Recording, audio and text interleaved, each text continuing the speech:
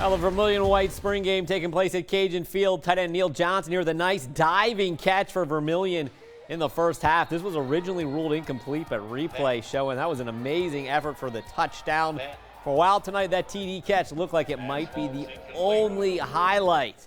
That's true, folks, but the Cajuns had a flair for the dramatics, and as Seth Lewis shows us, the finish did not disappoint.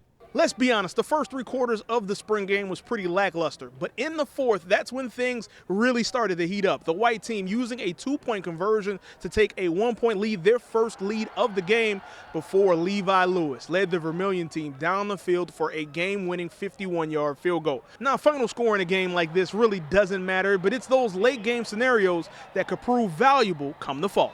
I think it's probably one of the more important things because games are won in those type of situations. So I think it's one of the most important things in the game. It's real valuable. Mainly just bringing out the more like the competitive spirit out of everybody. You know, you can't be laid back, chilling. It's going to show you'll be exposed if you just going through the motion out there. So I think it's real valuable. You know, it's going to help us out in the long run because that type of environment is so hostile. Coach Nate, he made it that way, and we kind of knew going into it.